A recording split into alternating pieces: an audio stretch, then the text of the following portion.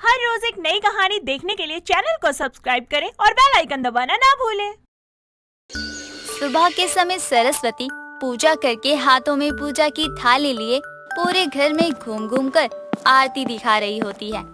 तभी उसकी बहू टीना साड़ी का पल्लू अपनी कमर में दबाए, एक हाथ में चूड़ी पहने और एक हाथ खाली बालों में रंग बिरंगे कलर किए उसके पास आती है और पीछे से उसके कंधे पर हाथ रखती है।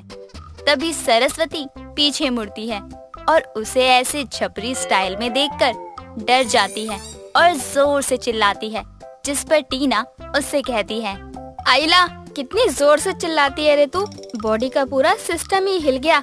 काय को चिल्लाई तो इतना? तेरे को मेरा स्टाइल इतना अच्छा लगा क्या? अच्छा लगा। मेरा तेरी तरह दिमाग खराब नहीं है जो छपरी वाली चीजें मुझे अच्छी लगेगी। तूने ये क्या हाल बनाया हुआ है अपना?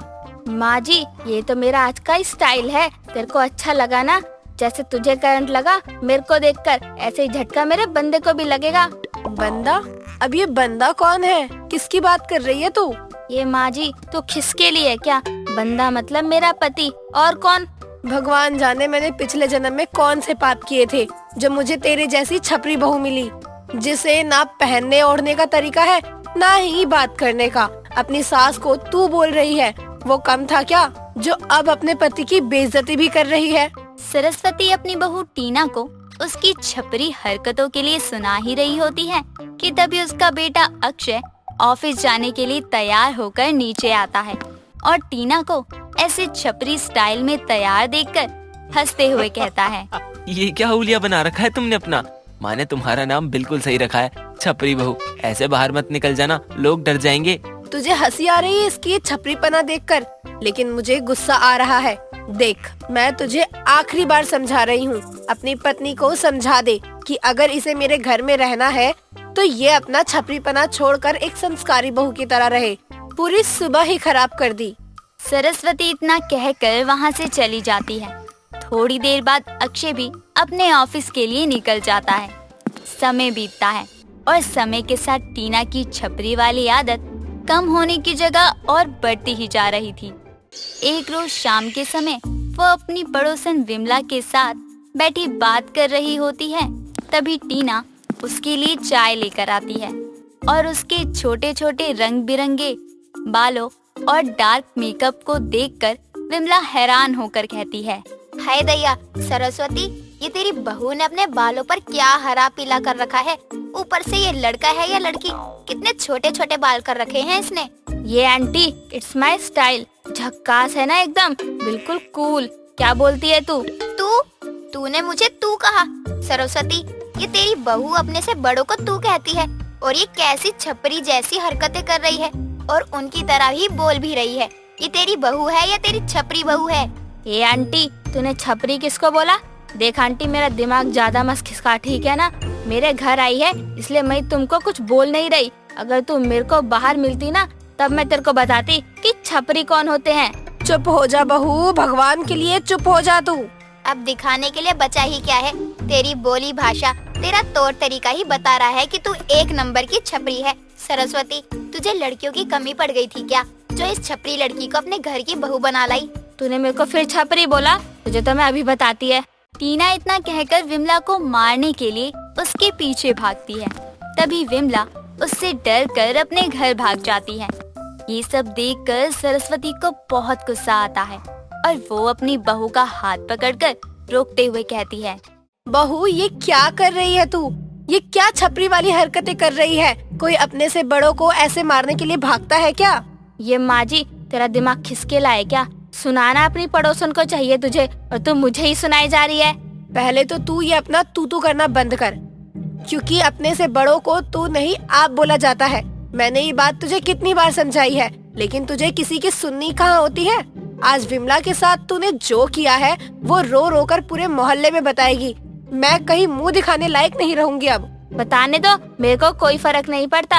अगर आज तू मेरे को नहीं पकड़ती ना, तो मैं उसको बताती कि छपरी किसे कहते हैं। तेरे को सिर्फ मेरे को ही सुनाना आता है, बस और कुछ नहीं। टीना इतना कहकर वहाँ से चली जाती है। सरस्वती के बार बार समझाने के बाद भी टीना पर अपनी सास की बातों का कोई असर नहीं होता। समय बीतता है। एक रोज सरस्वती अपने कमरे में आराम कर रही होती है। तभी उसकी बहन राधा का फोन आता है और वो कहती है, दीदी मेरे बेटे हार्दिक की शादी तय हो गई है। आप सभी लोगों को शादी में आना है। इस बार मैं आपका कोई बहाना नहीं सुनूंगी। हाँ हाँ बिल्कुल आऊंगी। राधा तुम चिंता क्यों करती हो? हार्दिक सिर्फ तुम्हारा ही नहीं बल्कि मेरा भी बेटा है। एक लौती मौसी हूँ उसकी मैं। अगर तुम नहीं बुलाती तब भी मैं आती। हाँ दीदी, लेकिन प्लीज थोड़ी जल्दी आना, यहाँ बहुत काम है। अगर आप थोड़ी जल्दी आ जाती तो मुझे थोड़ा आराम मिल जाता। और अपनी बहू को लाना मत भूलना। अभी तक मैंने अक्षय की वाइफ की शक्ल तक नहीं देखी है। वैसे तो मुझे पता ही है कि आपकी बहू है तो लाखों में एक होगी। अब तुझे क्या बताऊँ राधा, मेरी बहू लाखों में एक छोड़ो 100 में से एक भी नहीं है। मेरी बहू नहीं बल्कि छपरी बहू है। हेलो दीदी, हेलो, कहाँ खो गई आप? कुछ तो बोलिए। हाँ बोलो, मैं लाइन पर ही हूँ। तुम्हारी बातें सुन रही थी, खो नहीं गई थी। अच्छा ठीक है दीदी, अब मैं रखती हूँ फोन। मुझे और भी बहुत काम है। आप लोग समय से आ जाना। राधा इतना कहकर फोन रख देती है, जिसके बाद सरस्वती अपने बहू बेटे के कमरे में जाती है और देखती है उसका बेटा अक्षय और बहू टीना आपस में बात कर रहे होते हैं। तभी वो उनके पास जाती है और उन्हें राधा के बेटे की शादी के बारे में सारी बातें बताती हैं, जिसे सुनकर टीना बहुत ही खुश होती है और कहती है, आइला, पार्टी, डांस, गाना, वो भी अपने घर में, मजा ही आ गया। मैं तो खूब नाचूंगी। बिल्कुल भी नहीं। अगर तूने अपना ये छपरीपना वहाँ दिखाया तो मुझसे बुरा कोई नहीं होगा। वहाँ तू और बहू की तरह शांत और तमीज में रहेगी। और तू समझा दियो अपनी वाइफ को, अगर इसने वहाँ अपना छपरीपना दिखाकर मेरी बेइज्जती करवाई ना तो मैं इसे वापस घर में नहीं आने दूंगी। नहीं माँ, आप चिंता मत करो। मैं टीना को सारी चीजें अच्छे से समझा दूंगा कि इसे कैसे सबके साथ रहना है, कितना बोलना है कितना नहीं, क्या पहनना है क्या नहीं, सब। आपको शिकायत का कोई मौका नहीं मिलेगा। वही अच्छा होगा तेरे लिए और इसके लिए। और तू बहू, अब तू अपने बालों में ना कलर करेगी ना ही कैंची लगाएगी। जब तक शादी का समय आएगा तब तक शायद तेरे बाल बड़े हो जाए। जी माँ जी, मैं समझ गई तेरी बात को। तेरी बातों? हे भगवान, कुछ नहीं हो सकता मेरी इस छपरी बहू का। तू तो अपना बस मुंह बंद रख, वही अच्छा होगा। इतना कहकर वो वहाँ से चली जाती है। समय बीतता है। समय के साथ शादी में जाने का समय भी आ जाता है और सरस्वती अपने पूरे परिवार के साथ अपनी बहन राधा के बेटे की शादी में पहुँचती है, जहाँ पहुँचकर वो और उसका बेटा अक्षय अपने सभी रिश्तेदारों से मिलने मिलाने लगते हैं, बातें करने लगते हैं। तभी टीना की नजर डीजे पर जाती है और वहाँ लोगों को डांस करता हुआ देखकर वो अपने आप को रोक नहीं पाती और डीजे पर जाकर सर से पल्लू हटाकर छपरियों की तरह डांस करना शुरू कर देती है, जिसे देखकर वहाँ खड़े सभी लोग उस पर जोर जोर से हंसने लगते हैं। तभी राधा अपनी बहन सरस्वती के पास हंसते हुए आती है और उससे कहती है, अच्छा तो ये है आपके बेटे अक्षय और आपकी पसंद। मानना पड़ेगा दीदी, क्या बहू, ओ सॉरी, छपरी बहू ढूंढ कर लाई हो आप। राधा, तूने मुझे यहाँ हमारी बेइज्जती करने के लिए बुलाया था क्या? तेरी हिम्मत कैसे हुई मेरी बहू को ऐसे बोलने की? माफ करना दीदी, अगर आपकी बहू को मेरा छपरी बोलना बुरा लगा हो तो। लेकिन क्या करूँ, आपकी बहू की हरकतें ही सारी छपरियों वाली है। वरना किसी शरीफ घर की बहू ऐसे सर पे पल्लू हटाकर ऐसे डांस करेगी? आप ही बताइए मुझे। बेइज्जती मैंने नहीं बल्कि आपकी बहू ने करवाई है, आपकी सबके सामने। हर जगह सिर्फ मोती नाम पूरे स्टेडियम में गूंज रहा होता है। स्टेडियम लोगों की भीड़ से खचाखच भरा हुआ था। एंकर माइक में मोती का नाम अनाउंस करती है, the world best belly dancer award goes to Moti from India. Moti अपना नाम सुनते ही स्टेज पर जाती है और अपना अवार्ड लेकर खुश होती है। तभी एंकर उसके यहाँ तक पहुँचने की कामयाबी की कहानी पूछती है। मोती अपने हाथों में माइक लेती है और बोलती है, Good evening to my all friends. It's my pleasure to share my journey in front of you. Thanks to give me this chance. मैं अपने बारे में शुरू से बताती हूँ। मैं पहले मोती अपने थुलथुले पेट से बहुत परेशान थी। वो अपना वजन कम तो करना चाहती थी, लेकिन उसकी लाख कोशिशों के बाद भी उसके पेट पर कोई असर नहीं पड़ता था। एक दिन तो वो फिटनेस कैंप भी ज्वाइन करती है और उसकी ट्रेनर जोया उसे वेट लूजिंग की एक्सरसाइज और ट्रिक्स बताती है। एक दिन जोया मोती को योगा कराते हुए बोलती है। ताड़ासन और मत्स्यासन कीजिए स्टेप बाय स्टेप। मैडम आप पहले करके बताइए ना। ताड़ासन में पहले हाथों को धीरे धीरे ऊपर ले जाओ और आराम से सांसें भरते हुए एड़ियों और कंधों को ऊपर की ओर खींचो। कम से कम 3 बार ऐसा करो और वो भी बैलेंस बनाकर, नहीं तो गिर भी सकती हो। अरे नहीं नहीं, मुझसे नहीं होगा मैडम ये। एक बार ट्राई तो करो। मैडम प्लीज हेल्प कीजिए ना। जोया उसे हाथ ऊपर करने को कहती है और सामने खड़ी हो जाती है और एड़ियों को उठाते हुए सांस लेने को बोलती है। मोती धीरे धीरे कोशिश करती है, लेकिन अपने भारी पेट से वो अपने मुंह के बल जोया पर गिर जाती है। जोया बेहोश हो जाती है और उसे देखकर मोती डर जाती है और बोलती है, हे भगवान, ये मैंने क्या कर दिया? कहीं ये मर तो नहीं गई? मैडम प्लीज उठो। फिटनेस क्लब में जितने भी लोग योगा कर रहे होते हैं, सभी जोया को बेहोश देखकर उसके पास जाते हैं। मोती बोतल का पानी लेकर आती है और उसके मुंह पर पानी डालती है। मुंह पर पानी पड़ते ही जोया उठ जाती है और बोलती है, अरे मैं कहाँ हूँ? मैडम मैं मोती, पहचाना मुझे? ओ हाँ, मैं तुम्हें योगा सिखा रही थी, तभी तुम मुझ पर गिर गई और मैं बेहोश हो गई।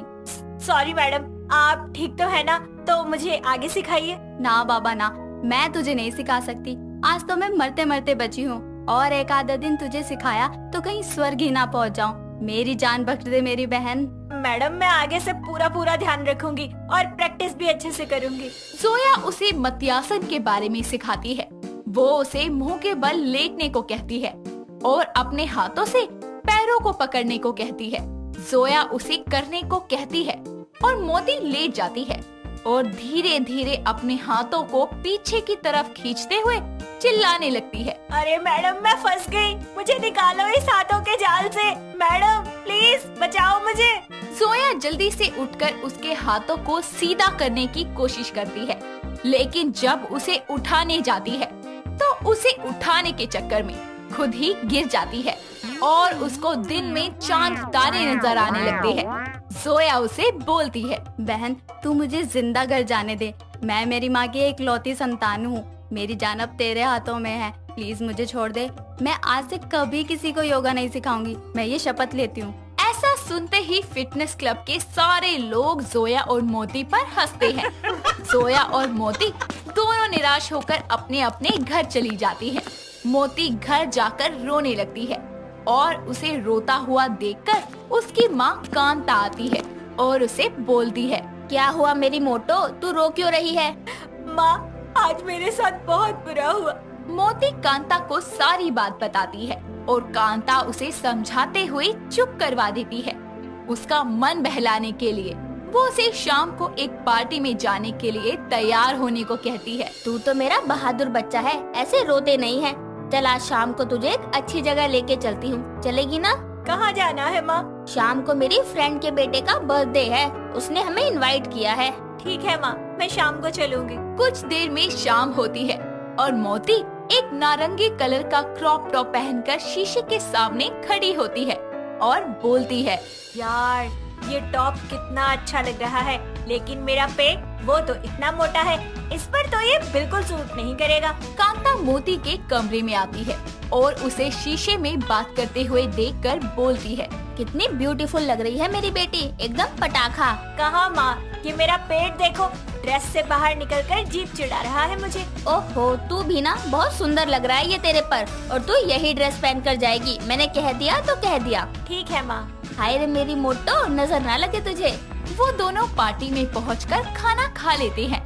कुछ लड़कियों को डांस करता देखकर मोती कांता से बोलती है, माँ मैं भी जाऊँ उन लोगों के साथ डांस करने के लिए, मेरा बहुत मन कर रहा है। हाँ हाँ बेटा जा।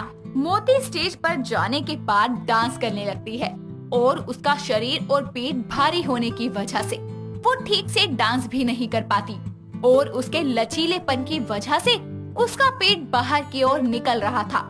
ये देखकर कुछ लड़के उस पर हंसते हैं और कमेंट पास करते हैं, हाय रे मोटी चर्बी, क्या कमर हिलाती है जैसे पूरी धरती पर भूकंप आ गया हो। अरे नहीं नहीं, ऐसे नहीं बोलते, मैं बोल के दिखाऊं?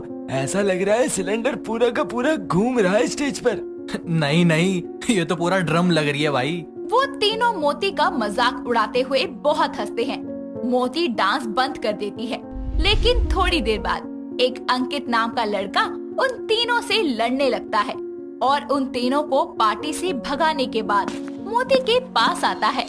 मोती साइड में कुर्सी पर उदास बैठी होती है और वो उसे रुमाल देते हुए बोलता है, सॉरी यार, मेरे दोस्तों ने तुम्हारा मजाक बनाया। I am sorry. No it's okay, इसमें उनकी कोई गलती नहीं थी। मेरा बॉडी लुक ही ऐसा है, जिसे देखो वही मजाक बना देता है। अब से तुम्हारा कोई मजाक नहीं बनाएगा। और मैं एक डांसर हूँ और मैंने देखा तुम बहुत अच्छा डांस करती हो। अगर थोड़ी और मेहनत करो तो उससे भी बढ़िया कर सकती हो। क्या सच में? हाँ बिल्कुल, इवन तुम अपने आप को चैलेंज करके एक बेहतरीन बेली डांसर भी बन सकती हो। अगर तुम सीखना चाहती हो तो मैं तुम्हें सिखा सकता हूँ। मैं जरूर सीखना चाहूंगी यार।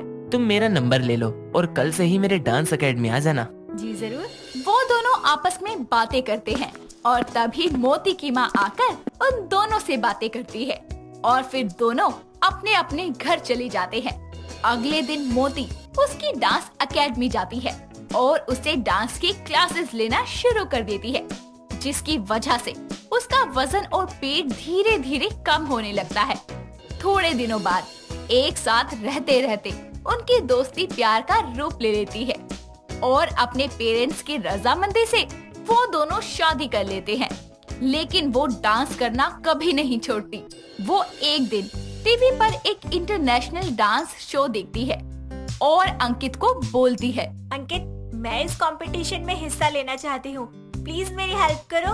Oh wow, what a great idea. तुम्हें अच्छा लगा ना? मैं तुम्हारी पूरी हेल्प करूंगा। तुम्हें आगे ले जाने के लिए पूरा साथ दूंगा। देखना, तुम्हें वर्ल्ड की बेस्ट बैले डांसर बनाऊंगा। ओह थैंक्स। मोती अपनी कंपटीशन की तैयारियों को पूरी मेहनत से करती है और वो अपना परफॉर्मेंस स्टेज पर शो करती है और रिजल्ट आने पर उसे पता चलता है कि वो सिलेक्ट हो गई है। ऐसे ही वो ग्रैंड फिनाले में भी पहुंच जाती है और अब वो वर्ल्ड की बेस्ट बैले डांसर बन चुकी थी। उसको इंटरनेशनल शो में अवार्ड देने के लिए बुलाया जाता है। एंकर मोती को स्टेज पर अवार्ड देने के लिए बुलाती है और उसे उसकी सक्सेसफुल स्टोरी का राज पूरी दुनिया को बताने की बोलती है। मोती उसके हाथों से माइक लेकर शुरू करती है। Good evening to all friends. It's my pleasure to share my journey in front of you. Thanks to give me this chance. मैं अपने बारे में बताती हूँ आपको। मैं पहले बहुत मोटी थी। मेरे शरीर को देखकर हर कोई मेरा इतना मजाक बनाता था कि क्या कहूँ। मैंने अपने आप को घटाने के लिए न जाने कितनी तरकीबें अपनाई, लेकिन एक भी काम नहीं आई। फिर एक दिन मेरी मुलाकात अंकित से हुई, जो कि मेरे हस्बैंड है। उन्होंने मुझे बहुत सपोर्ट किया। मेरी हेल्थ से लेकर वेल्थ तक हर चीज उन्होंने संभाल कर रखी और आज मुझे वो इस मुकाम पर लेकर आ गए कि मुझे वर्ल्ड बेस्ट बैले डांसर का अवार्ड दिया जा रहा है। मैं अपनी फैमिली और स्पेशली अपने हस्बैंड को इस अवार्ड का क्रेडिट देना चाहूंगी। Thank you so much everyone. इतना बोलकर मोती स्टेज से नीचे उतरकर अवार्ड अंकित के हाथ में देते हुए उसे गले लगा लेती है। दोस्तों, अगर आपको ये कहानी पसंद आई तो इसे लाइक करें, शेयर करें और कमेंट करके बताएं कि कहानी में आपको सबसे अच्छा क्या लगा।